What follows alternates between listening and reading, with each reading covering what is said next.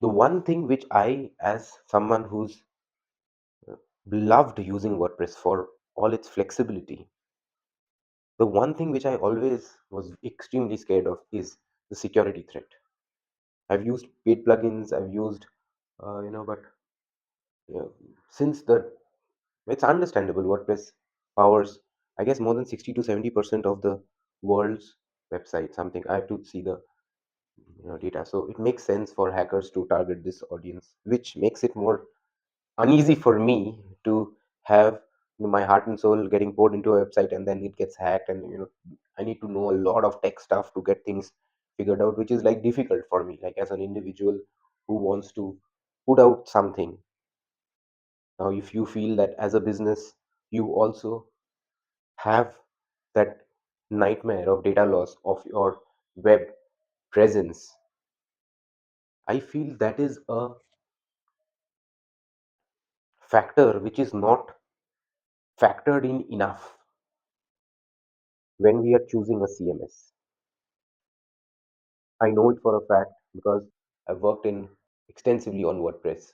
I've worked in Squarespace. I've worked in Wix. And I'm working presently in a company which is providing CMS for the hospitality industry and the banking industry, apart from a few very niche enterprise, grade accounts. In general, their CMS is very secure in terms of how data is always maintained, backed up, so that you really don't get any downtime as such on the website. So the infrastructure is extremely good. And again, I'm not the right person to talk about infrastructure.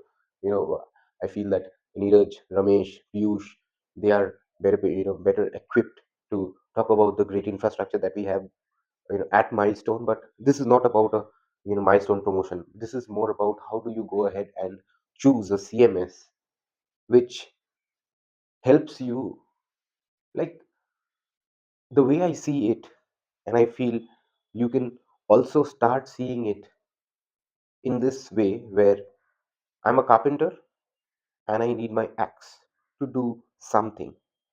So if I'm the marketing manager, I need a tool to do something. The CMS is the tool.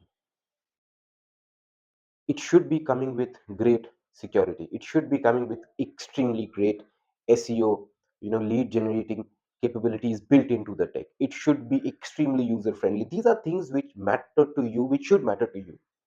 And in your demos, in your interactions with the guys at your partner or vendors, and when you're negotiating, when you're having those conversations, trying to figure out, do you switch from one CMS to the other, is it worthwhile, is the cost justified, you need to have all those answers. Otherwise, how would you come to a decision? Because decision making is a process, it's not an event. I learned about this from one of the books which I had read by Annie Duke, if I'm not mistaken, Thinking in Bets. I got this book, I read it. It's on decision making. So focus on the journey of the decision making, not on the event of the decision. And the wonderful example which was given in the book was, a big Fortune 500 company had to change CEOs, and they did a lot of things. And then when the new CEO came after just a year or so, they had to be changing the CEO. And everybody's like, that decision was wrong. But it was the outcome of the decision was never in your hand in the first place. It is the pre-process of the decision, that how do you come to the decision, that's the only thing which is there in your hand. And utilize your analytical thinking, critical thinking, to find out what are the things required so that you can take that decision. If that decision says, what CMS should you choose moving forward when you're trying to capture market share in an AI driven world?